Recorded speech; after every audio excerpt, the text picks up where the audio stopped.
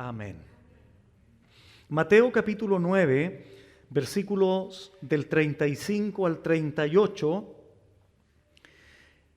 Y voy a compartir el tema, los perdidos, la compasión de Cristo y un ruego. Ese es el título de la enseñanza que vamos a exponer a continuación. Mateo 9, del 35 al 38, dice así la palabra del Señor. Recorría Jesús todas las ciudades y aldeas, enseñando en las sinagogas de ellos y predicando el evangelio del reino y sanando toda enfermedad y toda dolencia en el pueblo. Y al ver las multitudes, tuvo compasión de ellas, porque estaban desamparadas y dispersas como ovejas que no tienen pastor. Entonces dijo a sus discípulos: a la verdad la mies es mucha, mas los obreros pocos. Rogad pues al Señor de la mies que envíe obreros a su mies. De acuerdo al Worldometers, no sé si lo pronuncio bien, que informa cuántas personas son en el mundo, en este momento hay aproximadamente 7.900.000 personas, casi 8.000 millones de personas.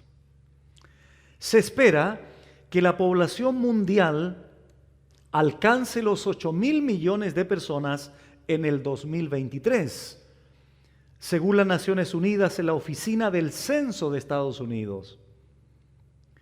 Se espera que en el año 2037 la población mundial alcance los 9.000 millones de personas y en el año 2057 que los seres humanos en el planeta Tierra sean 10.000 millones de personas. Ahora escuchen bien, por favor, hermanos. De estos casi 8.000 millones que somos hoy,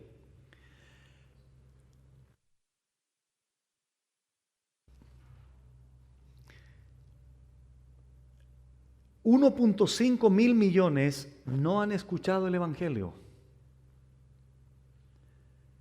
Es decir, repito, de casi 8.000 millones de personas, 1.5 millones no han escuchado el Evangelio. Lo más trágico es que de estas personas, 26 millones están muriendo cada año, 150.000 mueren cada día, 6.600 cada hora. Es decir, cuando yo termine el sermón, habrán muerto 6.600 personas en el mundo, y probablemente la mayoría de ellos sin Cristo. Y 110 personas mueren cada minuto. Ante toda esta información, algunas preguntas para todos nosotros, para que reflexionemos. ¿Qué estamos haciendo como iglesia? ¿Qué estás haciendo tú personalmente ante esta realidad numérica? ¿Qué clase de compromiso evangelístico has asumido de una manera real?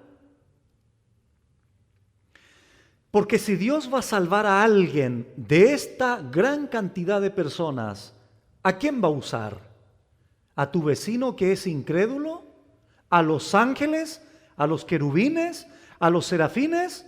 No, te va a usar a ti y me va a usar a mí. Hoy entenderás, de acuerdo al texto leído, una de las razones del por qué no predicas el Evangelio. Porque de toda esta gente mencionada, la mayoría de ellos están perdidos, por no decir todos, en sus delitos y pecados. Entonces, hermanos, cuando uno escucha esta estadística es alarmante, ¿no? Es triste pensar de que aquí, cuando termine la enseñanza, ya van a haber muerto más de 6,000 personas. ¿Y cuántas de esas 6,000 personas en esta hora alguien le fue a predicar el Evangelio? Probablemente nadie. Por tanto, esas personas se van a morir sin el Señor. Y eso que estoy introduciendo el tema solamente. Y espero que ya en la introducción algo te esté pasando. Algo ya te esté haciendo reflexionar. Solo en la introducción, mi objetivo es que tu conciencia sea despertada, para que todo el contenido que vamos a desarrollar marque más fuerte tu vida, que la palabra te marque de tal manera que salgas con otra disposición, con otra mentalidad, con otra perspectiva de lo que es el evangelismo como tal. Y no esperes siempre que el otro sea el que predique. No, si mi hermano es bueno para salir al parque, mi hermano pastor, él predica en el trabajo. ¿Y tú? Porque esa es la gran pregunta. ¿Y tú? No tu hermano, ¿y tú? Siempre tenemos que personalizar la enseñanza. Siempre tenemos que individualizarles la enseñanza. No empezar a pensar en el hermano que está sentado al lado tuyo. O decir, esto es para el hermano que está en la banca de atrás. No, la palabra es para ti. Tú eres el que tiene que asumir el compromiso evangelístico. ¿Cómo lo vamos a enseñar a continuación? Basado en esta porción bíblica. Versículo 35. Recorría Jesús todas las ciudades y aldeas. Recorría Jesús todas las ciudades y aldeas. El ministerio del Señor fue un ministerio activo. Recorría todas las ciudades y aldeas. El verbo que Mateo utiliza aquí, periajo en el griego, significa viajar por lugares, significa dar vueltas con un propósito. De acuerdo a Josefo, en Galilea había aproximadamente 3 millones de personas y unas 204 ciudades, aldeas o villas, 15,000 habitantes por cada ciudad aproximadamente. Interesante, ¿no? Arduo trabajo para poder alcanzar todas estas aldeas, todas estas ciudades, todas estas casi 3 millones de personas. El Señor se movía, el Señor era activo, el Señor viajaba, el Señor caminaba kilómetros. Entonces empieza a contrastar el ministerio del Señor con tu propia vida. Pastor, queda muy lejos el parque para ir a evangelizar. Y muchos de ustedes pueden ir en auto. Vemos al Señor caminando kilómetros y kilómetros, atendiendo gente, nunca quejándose. Hoy que queda lejos la aldea, recorría, tiene ese peso de energía. Cristo nunca fue ocioso, Cristo nunca fue flojo con el compromiso de traer la luz al mundo en oscuridad con el que se encontró. Entonces tú, querido hermano, ¿por qué tienes esa actitud? Si se supone que tenemos que ser como el Maestro, se supone que tenemos que ser como Cristo. Él recorría, se movía de un lugar a otro porque tenía una misión que cumplir. ¿Qué hacía en estos viajes? ¿En qué invirtió su vida el Señor viajando incansablemente? El texto lo responde con 3 verbos: enseñando, predicando y sanando. En esos tres verbos se concentró el ministerio del Señor, como lo señala Mateo. Estos tres verbos son participios y estos verbos resumen el ministerio mesiánico del Señor. En primer lugar, Él recorría las ciudades y aldeas enseñando en las sinagogas de ellos. Cristo se metió en el círculo de ellos, enseñando, instruyendo, mostrando la verdad. Ese es el sentido del verbo enseñar. ¿Dónde lo hacía? En las sinagogas, por puntualizar un lugar físico, pero el Señor indudablemente lo hacía también afuera, en las aldeas, en los montes, en los valles. Pero aquí se puntualiza un lugar físico, la sinagoga, o sinagogas en plural, que era el lugar donde eran instruidos en la ley de Dios.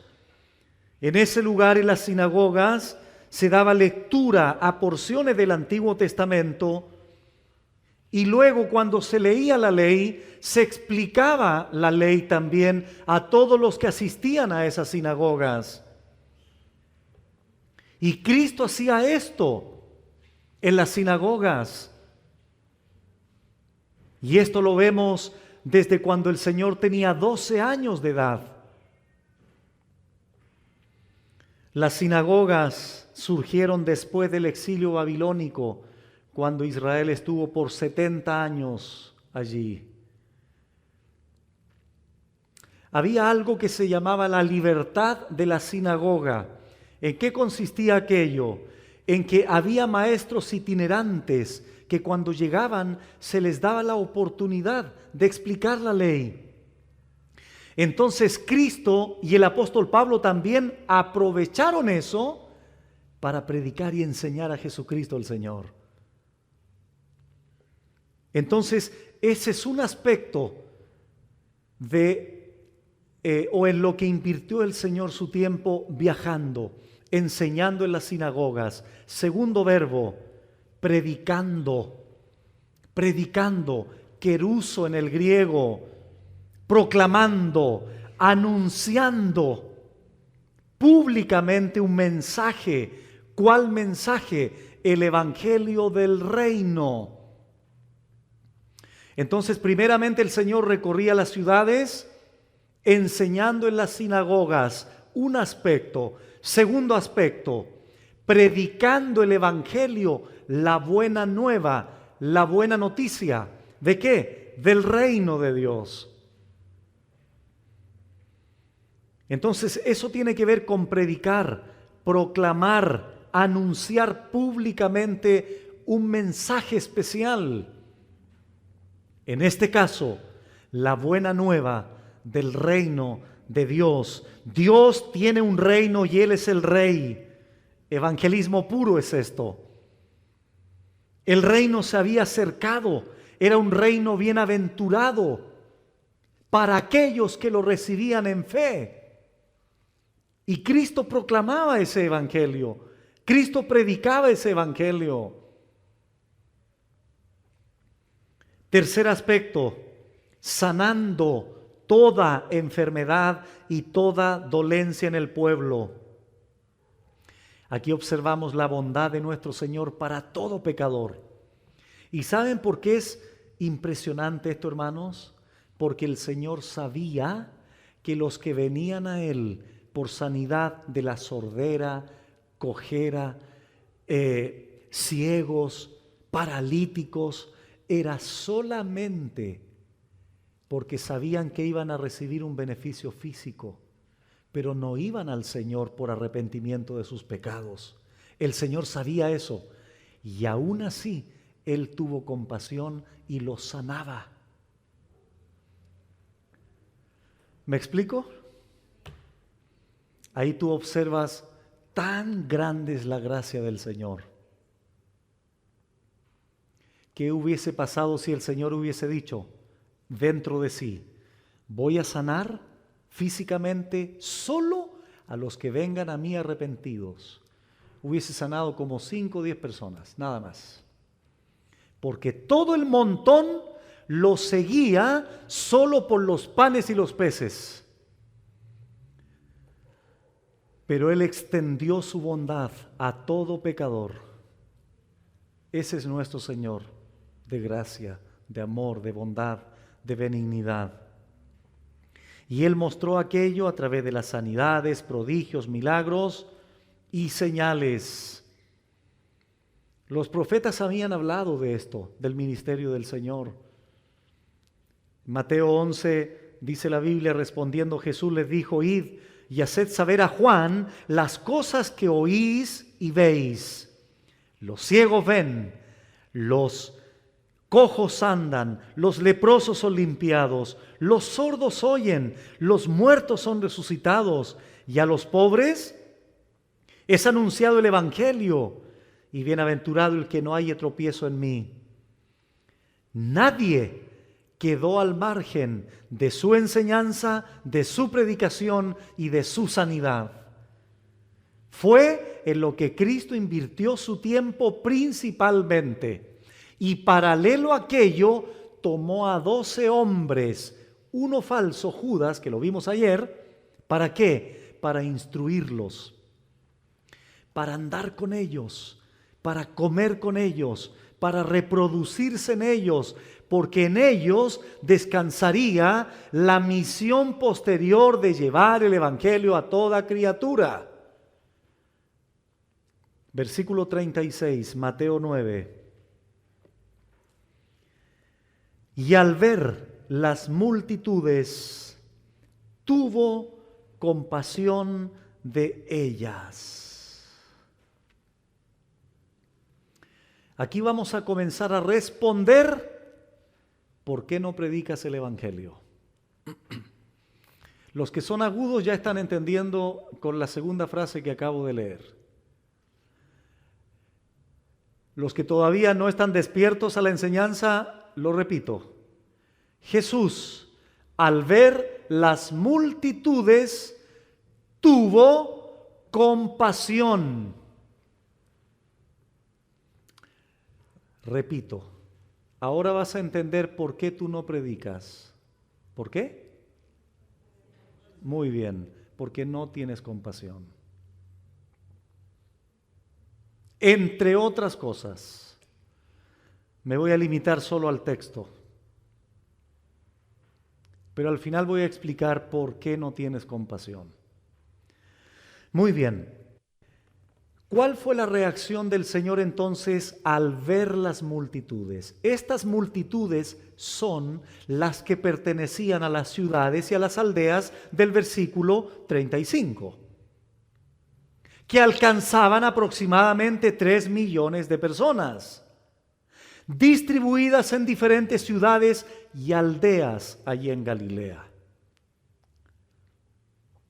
Entonces la reacción del Señor al observar estas multitudes fue tener compasión de ellas. Atención, por favor. ¿Qué quiso decir aquí Mateo cuando dice tuvo compasión? Literalmente, esa palabra compasión se refiere a los intestinos o a las entrañas. ¿Cuál es el sentido teológico? ¿Cuál es el sentido espiritual de esta palabra? Lo que Mateo quiere decir es lo siguiente: el Señor, las entrañas del Señor se conmovieron. Fue profundamente conmovido, fue profundamente afectado en su interior al ver las multitudes. Fue una conmoción desgarradora, podríamos decir, porque Cristo amaba realmente. Si yo le preguntara aquí a una mamá, el amor de mamá, como todos lo hemos escuchado, es un amor que Si la mamá ve a un niño en un zoológico y la jaula del león se abrió y la mamá ve que el león va a ver a su bebé, ¿qué hace la mamá? A ver, se queda viendo ahí, uy, qué terrible, mi hijo va a ser comido por un león. ¿Qué hace la mamá? No le importa. La mamá si puede dejarse comer por el león, lo va a hacer para que su niño salga con vida. ¿Por qué? Porque la mamá ama con sus entrañas a su hijo. Ese tipo de amor, ese tipo de compasión nuestro Señor tenía por las multitudes. ¿Por qué la gente no predica en las iglesias? Porque no le importa a la gente. No me vengan a decir que amas al prójimo si nunca le llevas el evangelio. Es mentira. El que está dispuesto a predicar, a llevar el evangelio, es porque hay algo de compasión en su vida por aquellos que están perdidos en un parque, en una plaza, en un lugar cualquiera que sea. Y Cristo es el modelo, Cristo es el ejemplo aquí. Él vio las multitudes y no fue indiferente. Sus entrañas se conmovieron. Fue profundamente conmovido el Señor. El Señor sabía que dentro de estas multitudes, como lo dije anteriormente, había personas que lo seguían no por salvación, no por perdón de pecados, sino solo por observarlo, por escuchar lo que haría o diría el Maestro. Otros lo seguían porque tenían familiares enfermos. Vamos, porque ahí anda el Maestro sanando. Mi abuelita es ciega, llevémosla porque ahí anda un sanador. Le llaman el Jesús de Nazaret. El Señor sabía eso, pero aún así tuvo compasión de ellos. Tengo un hijo endemoniado, podría haber dicho otro. Llevémoslo, él saca los demonios. Y así, innumerables situaciones y circunstancias que estaba viviendo la gente.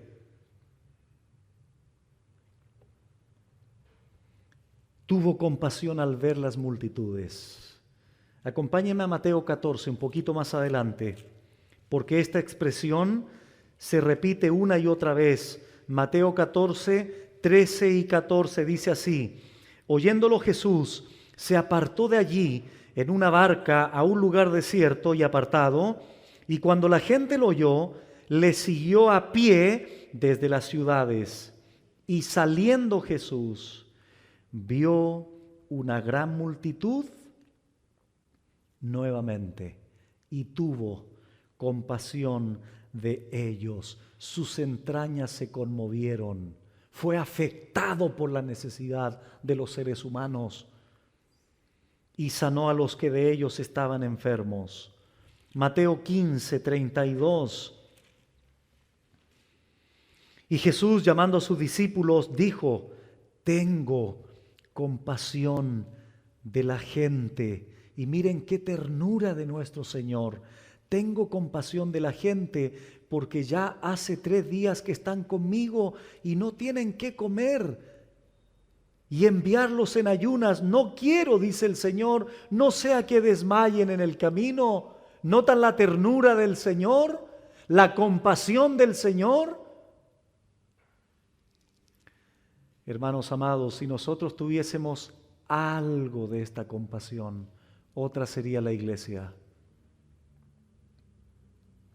Mateo 20, 34. Mateo 20, 34. ¿Qué dice allí?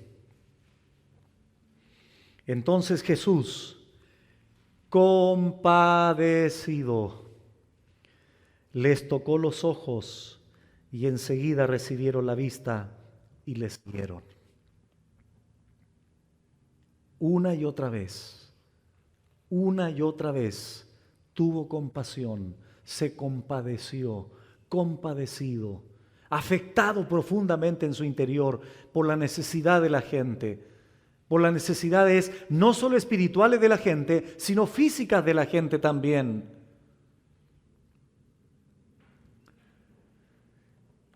¿Sabes entonces por qué no predicas el Evangelio como deberías de predicarlo? La respuesta es muy sencilla. Ya lo entendiste, ¿verdad? Porque no tienes compasión real por la gente. Porque si la tuvieras,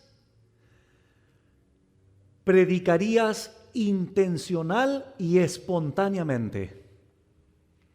Te dejarías un día específico, una hora específica para hacerlo. Pero como no tienes compasión por la gente, entonces priorizas cualquier otra cosa. La iglesia va a salir el día domingo a las 4 de la tarde en tal parte. No, es que tengo que hacer, tengo que un viaje, voy a ir al parque a jugar con los niños, pastor, tengo un cumpleaños, lo podía celebrar el sábado, pero lo voy a hacer el domingo, sabiendo que la iglesia tiene un compromiso evangelístico el domingo a las 4. Pero como no te interesa la gente perdida, entonces priorizas otras cosas, porque no tienes compasión. No te ves representado por la vida compasiva de Cristo. Y espero que el Señor te esté hablando, hermano y hermana. Aunque te sientas incómodo y te muevas en tu banca, porque así habla el Señor. Nos incomoda porque sé que me está hablando a mí. ¿Pero para qué? ¿Para que sigas igual? No. Para que asumas tu responsabilidad, para que te comprometas realmente con el Señor. Porque eso es lo que observo en el texto bíblico. Ahí está la característica de mi Señor, la compasión. ¿Acaso el Señor no dijo anteriormente en Mateo 5, bienaventurados los misericordiosos? ¿Por qué, Señor? Porque ellos alcanzarán misericordia. Abre tu Biblia, por favor, en 1 de Pedro 3:8. El apóstol Pedro recoge esto y nos dice lo siguiente en 1 de Pedro 3, versículo 8. Finalmente, sed todos de un mismo sentir. ¿Qué dice a continuación? Compasivos. Compasivos. Si yo te pregunto ahora, contestándome con esto que te estoy enseñando, pastor o hermanos, ¿cómo puede ser o una de las maneras de ser compasivos con la gente incrédula? ¿Qué me dirías tú? Predicándoles el Evangelio. Muy bien, Leo. Es la mejor forma de manifestar que soy compasivo con el incrédulo porque le estoy predicando el Evangelio. ¿Qué regalo más grande? ¿Qué dádiva más importante? ¿Qué don más maravilloso puedo compartir con el incrédulo que predicándole el Evangelio? ¿Que dándole el Evangelio? Es una expresión de compasión maravillosa. Y Pedro le está escribiendo a estos hermanos, sed de un mismo sentir, compasivos. Pregunta ahora, otra pregunta. ¿De dónde creen ustedes que el apóstol Pedro aprendió de esa compasión? De su maestro que anduvo por más de 3 años con él. Entonces, ¿qué quiere hacer Pedro ahora? Transmitir lo que recibió de su maestro. Pedro lo vio. Vio la compasión de Cristo por las ovejas perdidas. Ahora él lo está replicando y lo enseña a sus hermanos. Primera de Pedro 2, 9 y 10, el capítulo anterior.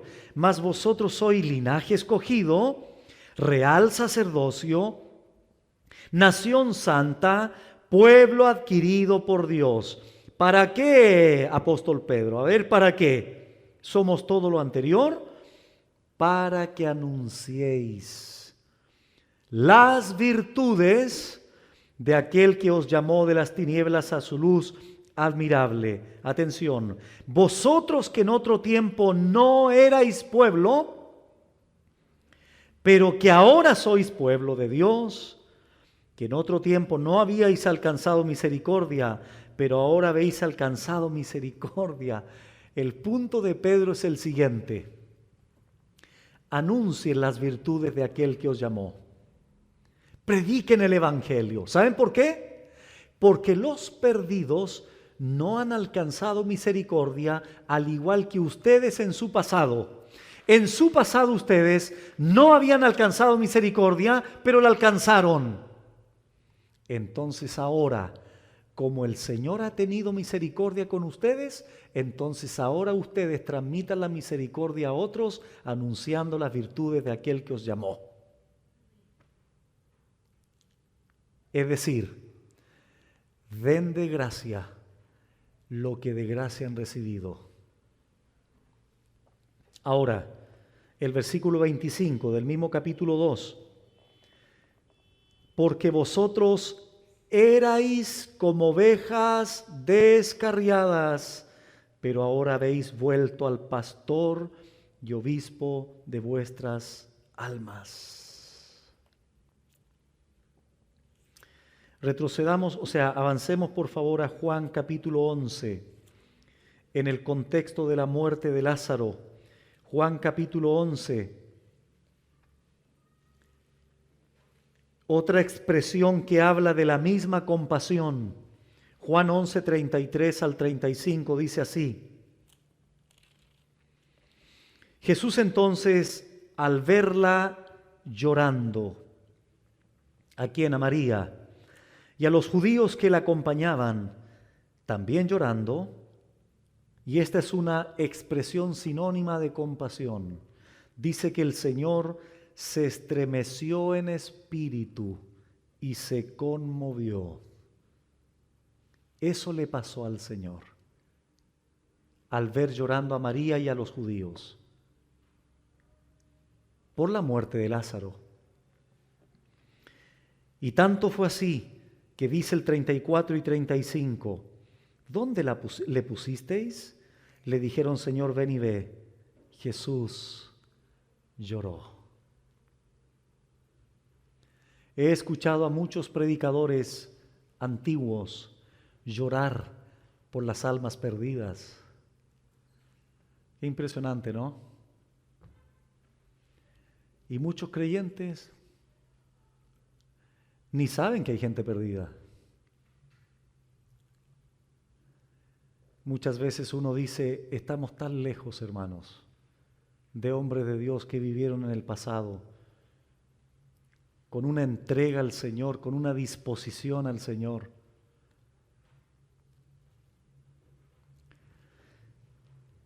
El amor de Cristo se reflejaba en su compasión por su prójimo. Thomas Watson dijo lo siguiente: podríamos obligar a nuestro Señor a castigarnos, pero nunca tendremos que obligarlo a que nos ame. Fin de la cita. Muy bien, ¿qué fue lo que llevó al Señor? Regresamos a Mateo 9. ¿Qué fue lo que llevó al Señor a tener esta profunda conmoción en sus entrañas? Versículo 36b. Porque estas multitudes estaban desamparadas y dispersas como ovejas que no tienen pastor. Ahí está. El Señor tuvo compasión porque vio a este grupo de personas desamparadas, en el griego, desfallecidas, debilitadas, fatigadas. Eso significa la palabra desamparadas y dispersas, arrojadas, rechazadas, dejadas a un lado. Como muchas de las personas que tenemos a nuestro alrededor. Entonces, cuando el Señor las observa, dispersas, rechazadas, fatigadas, debilitadas, tuvo compasión, porque las características de estas multitudes era eso. Y Él se conmueve en sus entrañas. ¿Quiénes son estas personas desamparadas y dispersas? Mateo 10, 5 y 6 lo contesta. A estos dos envió Jesús y les dio instrucciones diciendo: por camino de gentiles no vayáis, y en ciudades samaritanos no entréis, sino id antes a las ovejas perdidas de la casa de Israel. Prioritariamente, las multitudes desamparadas, desfallecidas, era el propio pueblo de Israel.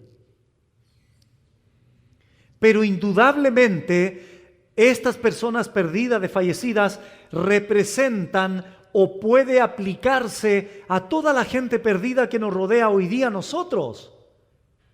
Esas casi 8,000 millones de personas que comencé diciendo en la introducción. Por supuesto que es aplicable a ellos. No olvidemos que el Señor vino a buscar y a salvar lo que se había perdido. De acuerdo a Lucas 19:10, el griego dice lo perdido.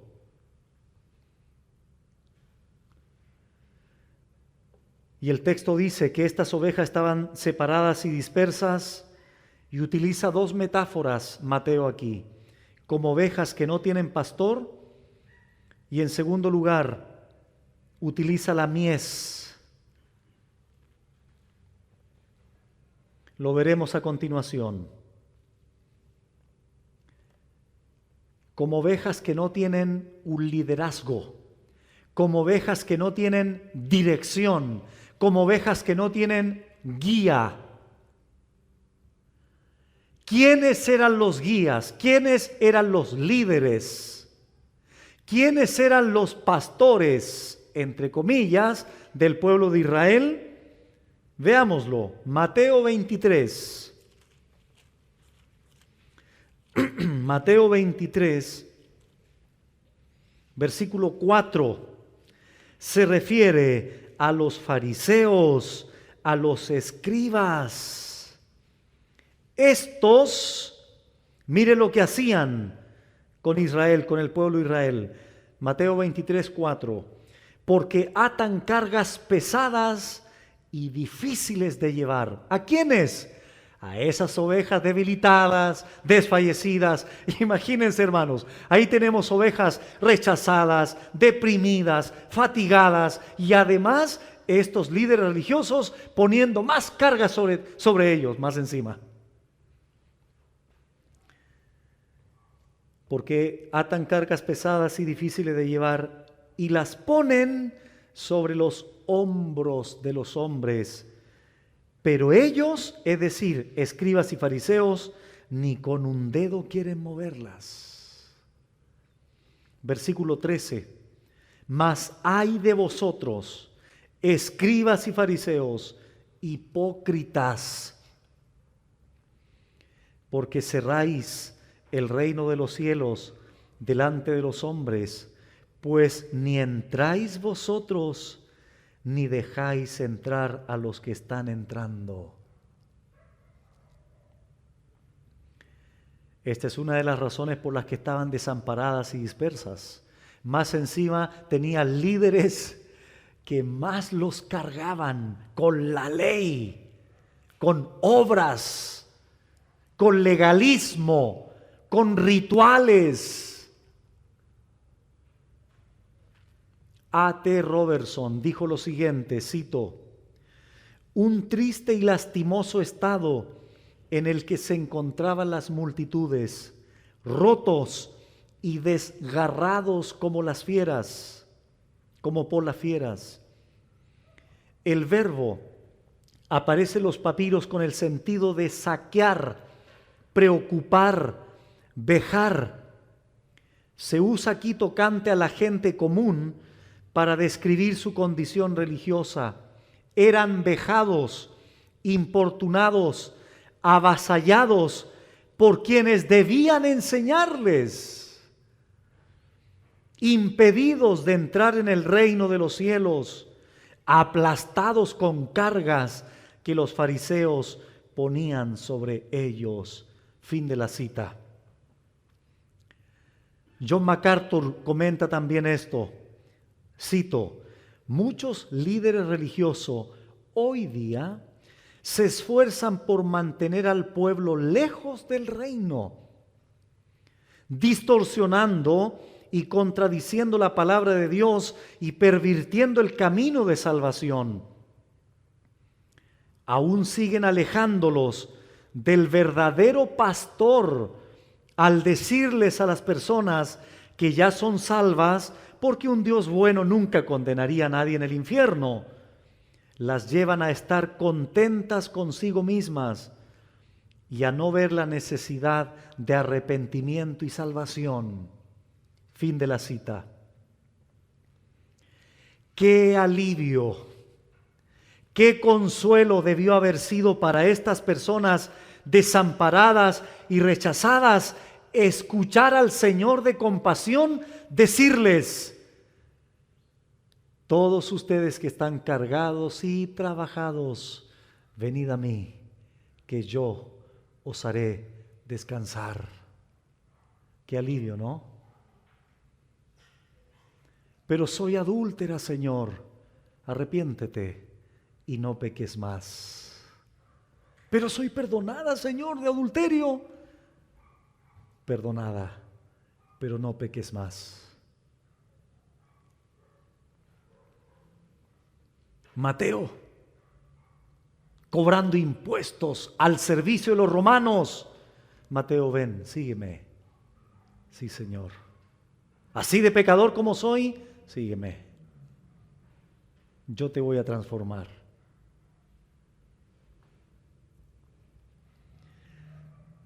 De hecho, en Mateo 2:6 se presenta al Señor como el pastor para Israel, el verdadero guía para Israel. En contraste total con estos falsos hipócritas, fariseos y escribas. A continuación, Mateo 9, regresamos allí. El Señor se enfoca y se dirige exclusivamente a sus discípulos y les dice algo muy interesante de analizar, 37 y 38. Entonces dijo Jesús a sus discípulos, a los 12, a la verdad la mies es mucha, mas los obreros pocos. Rogad pues al Señor de la mies que envíe obreros a su mies. Aquí el Señor les presenta la realidad. ¿Cuál es la realidad? A la verdad la mies es mucha, pero los obreros pocos. Esto que el Señor está diciendo aquí, hace 2000 años atrás, es la triste realidad de la iglesia del siglo XXI. ¿O los obreros abundan en la iglesia? No.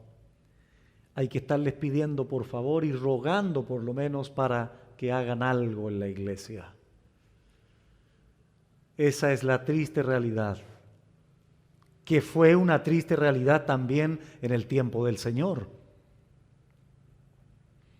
Comenta William MacDonald, la necesidad siempre es más grande que la mano de obra. La palabra mies aquí, terismos en el griego, siega, cosecha, podría referirse al grano. La cosecha es mucha, el cereal es mucho, pero ya está listo para recogerse. No se puede tardar porque de lo contrario se perdería. Hay que actuar rápido.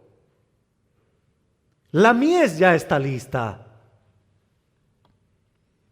Esta mies representa personas que necesitan ser salvadas del juicio de Dios. Judíos, contexto inmediato, gentiles en general, por aplicación, las multitudes que estaban en las ciudades y aldeas. ¿Sabían ustedes que esas personas que están afuera van a tener que enfrentar un juicio?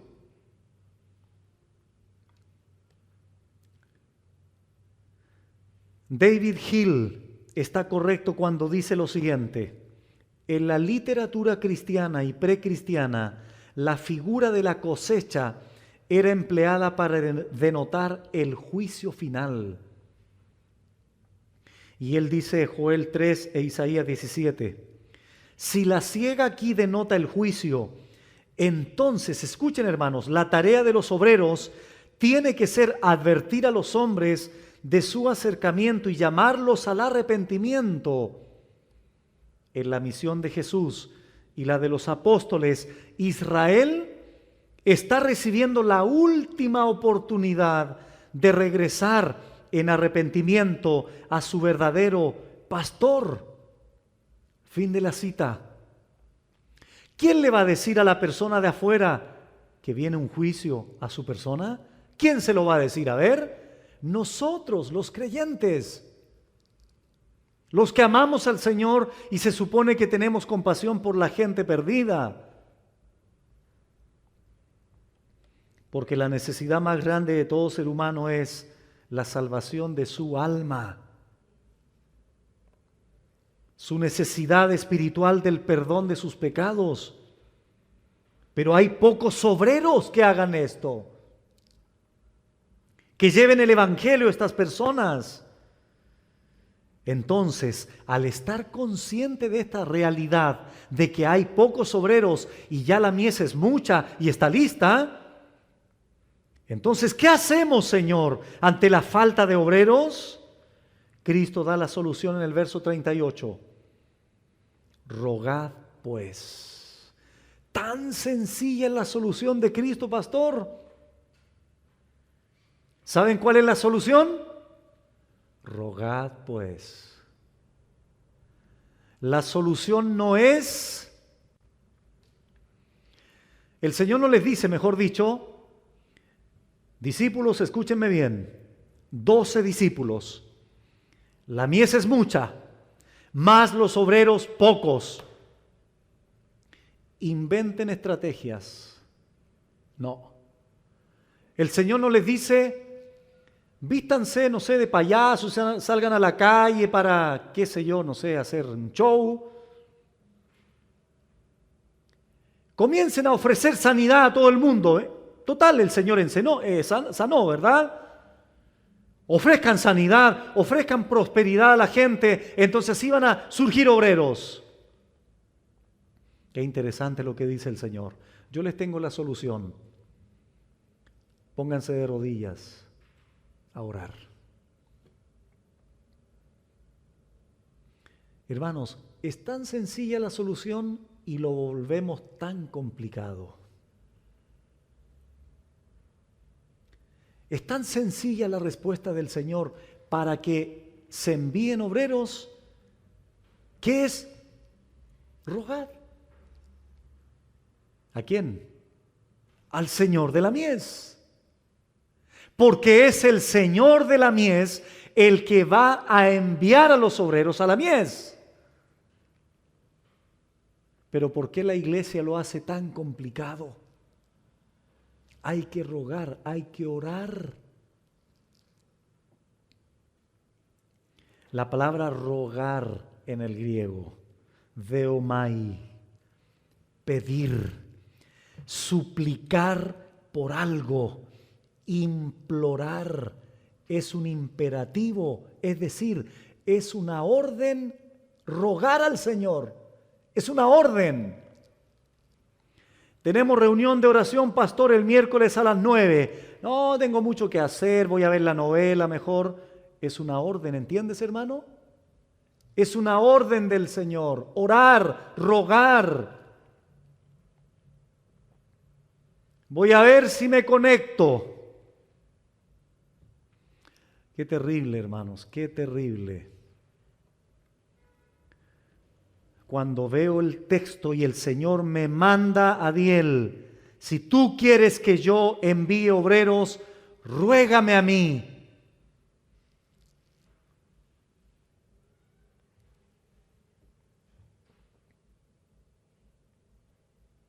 Esto es lo que la iglesia debe hacer para que los hombres y mujeres despierten, se enciendan por pasión por las almas. no es la confianza en la oración, sino en Dios y su poder para hacer su voluntad a través de la oración. Desde la época del Señor ha habido pocos obreros y hoy sigue pasando lo mismo. Creyentes sentados que no hacen nada respecto de la evangelización. Indiferencia total. Tengo mucho que hacer, no estoy preparado, no sé qué decir, no tengo el don, etcétera, etcétera, etcétera. Excusa tras excusa, justificación tras justificación. ¿Cuándo vamos a asumir un compromiso real de discípulos yendo, enseñando y bautizando? El Señor dice: rogad pues al Señor de la mies que envíe. Envíe aquí significa que los eche fuera, que los saque, que los expulse a trabajar. Es el Señor quien envía. Pero para esto deben haber creyentes dispuestos a obedecer. Es decir, que los apure a salir. Nuestra responsabilidad es rogar con urgencia, pues Dios es quien envía, pero yo debo estar dispuesto a ir también. El mismo Señor de la mies es el que te envía para evitar el juicio a esas personas. Multitudes desamparadas y dispersas. Esto lo hemos enseñado. Tenemos que orar no solo para que nosotros podamos hacer la obra de Dios, sino para que los que vayan a escuchar el Evangelio se conviertan. Mire lo que dice Juan 17, 18. Juan 17, 18.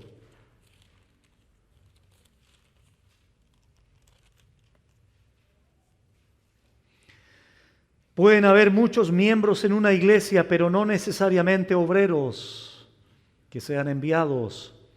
¿Qué dice Juan 17, 18?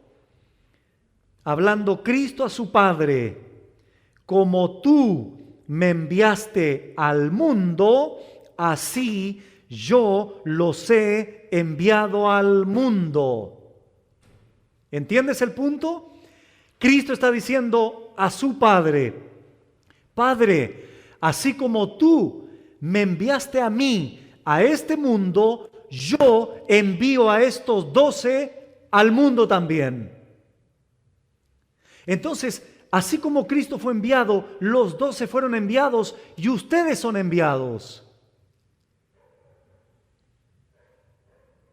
Y atención, el Señor no dijo: rogad al Señor de la mies para que yo tenga más fuerza y siga predicando a las aldeas. No. Porque más de alguno pudo haberlo mal interpretado. Sí, Señor, yo voy a rogar para que tú, Señor, tú, Jesús, tengas más fuerza y más vitalidad para que sigas caminando por las aldeas. No, no fue eso. El Señor los capacitó a ellos para que ellos hicieran el trabajo de evangelizar.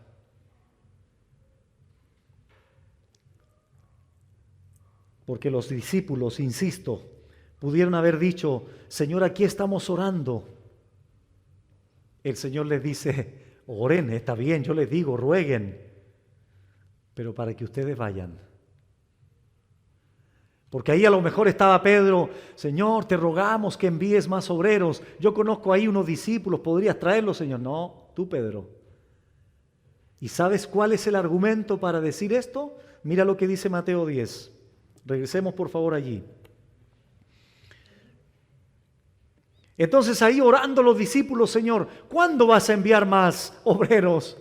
Miren ahora con lo que le salió el Señor en Mateo 10:1.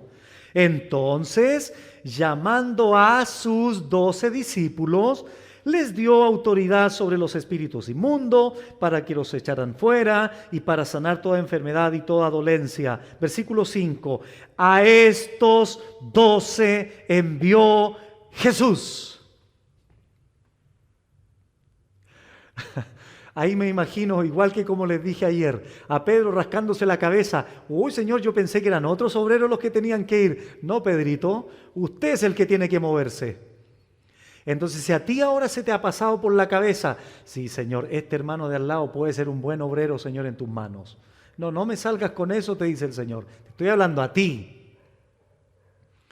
Ruega por obreros, pero el obrero debe ser tú.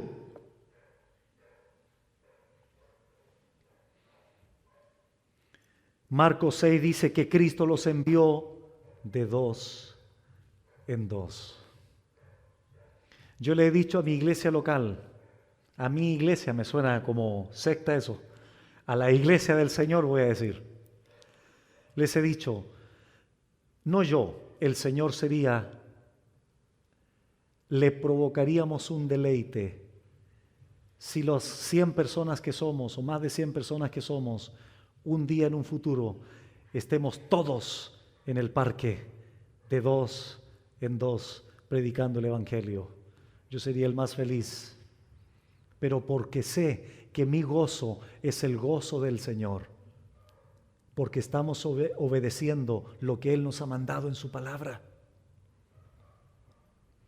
Pero ¿qué pasa cuando el Señor del cielo ve a creyentes ociosos, flojos, que no hacen nada? ¿Que no les interesa el mundo alrededor, los perdidos? ¿Qué tipo entonces de compasión tenemos por la gente?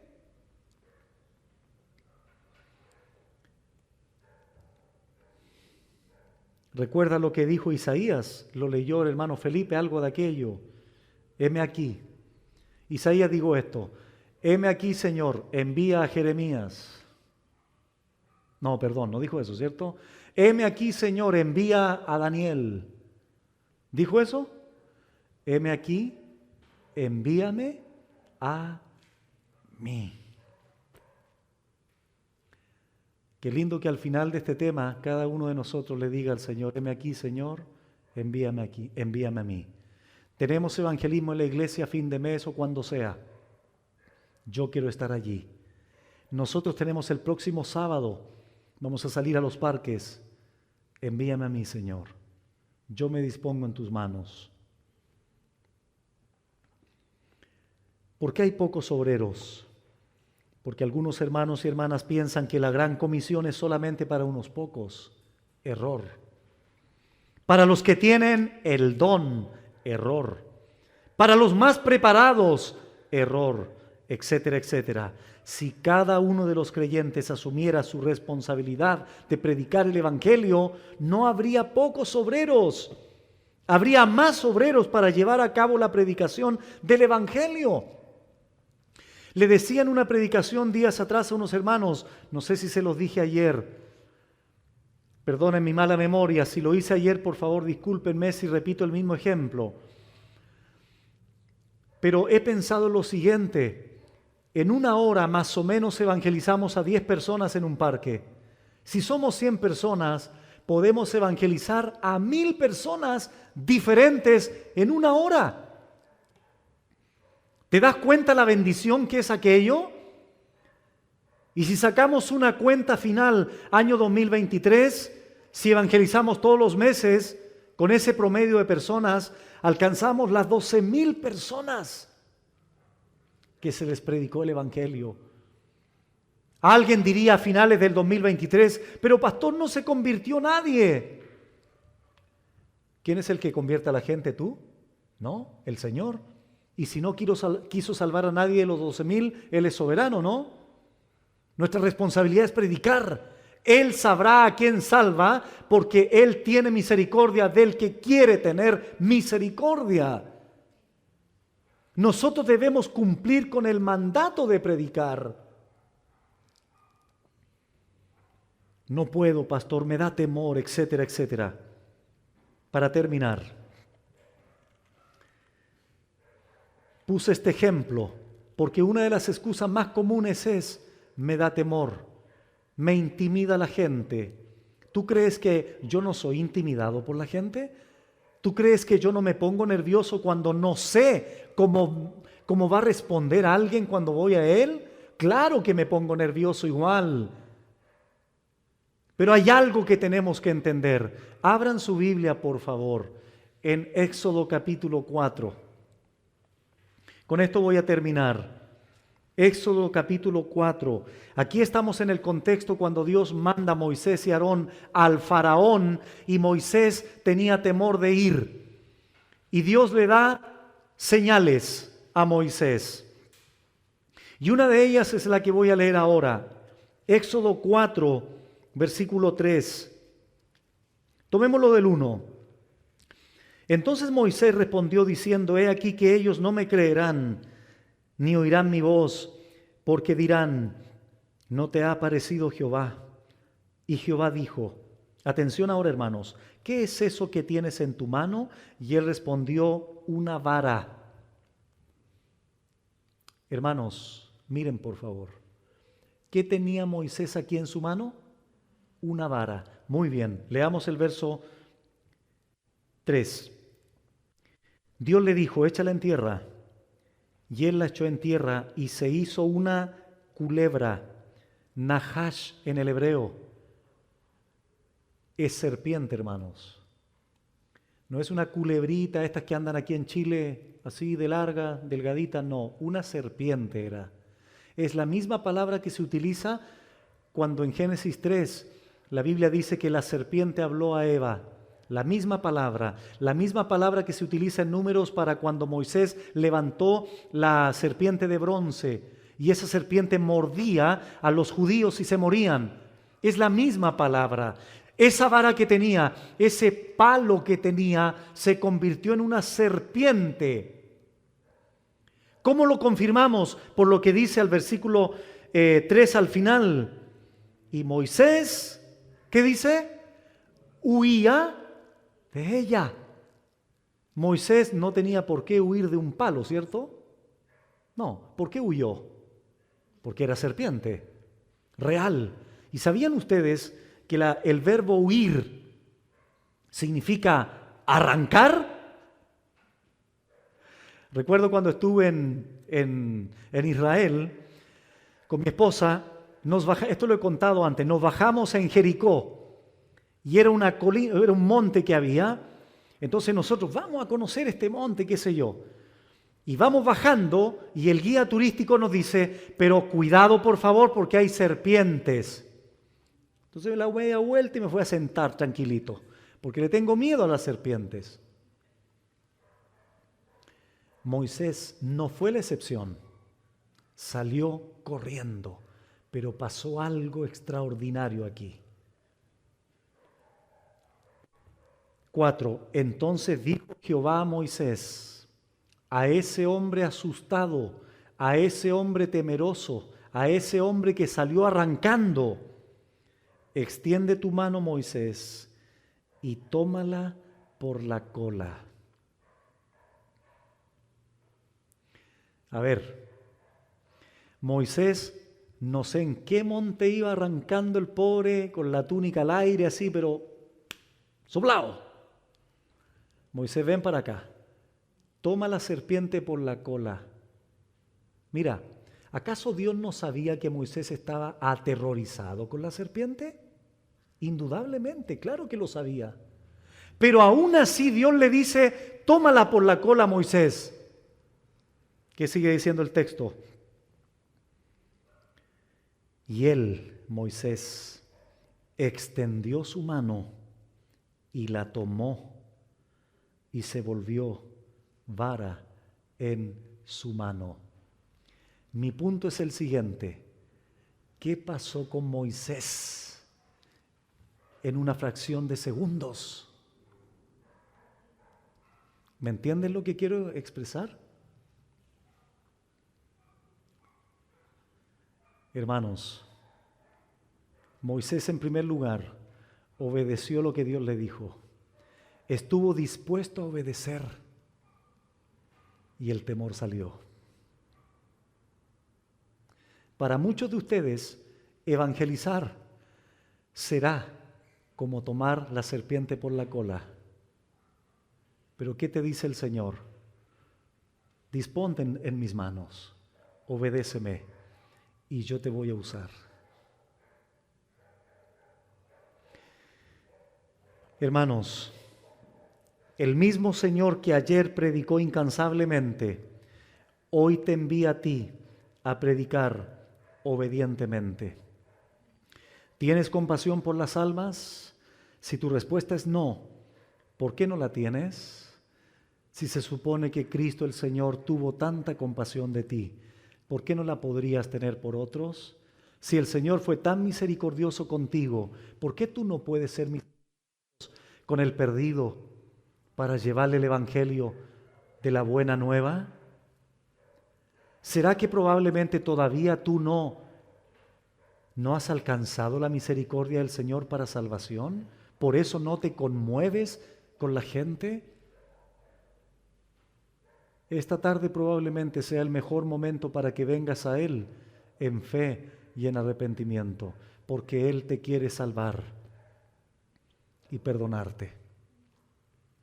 Vamos a orar para posteriormente ir a la cena del Señor. Padre bendito, muchas gracias por tu palabra, gracias por tu amor y fidelidad, gracias porque nos enseñas, Señor, nuevamente la necesidad de obreros para la misión de predicar tu palabra, pero nos has enseñado que debemos rogar a ti, que eres el Señor de la mies, para que tú envíes a esa mies a predicar el evangelio, a advertir al mundo de un juicio que vendrá y que condenará eternamente en un infierno a los incrédulos.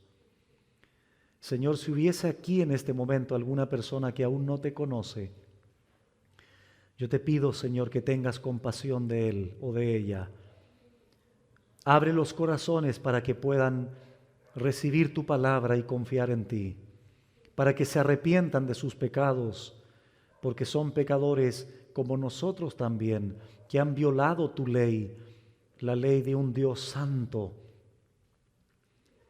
que si no se arrepienten, tendrán que vivir la experiencia de un juicio eterno en un lago de fuego que arde por los siglos de los siglos. Gracias por la misericordia que tú tuviste con nosotros, Señor. Pero ahora queremos ser misericordiosos y compasivos con aquellas personas que aún no te conocen. Ayúdanos, por favor, Señor. Te rogamos que envíes estos obreros y que nosotros podamos estar dispuestos a obedecerte y que nuestros temores en tus manos, Señor, finalmente se transformen en fortaleza. Porque tu poder se perfecciona en nuestras debilidades. Así como Moisés tuvo el valor de tomar la serpiente por la cola al obedecer tu mandato. Tú lo capacitaste, tú lo habilitaste, Señor, para cumplir con tu propósito. Gracias. Gracias por esta enseñanza. En el nombre de Jesús. Amén.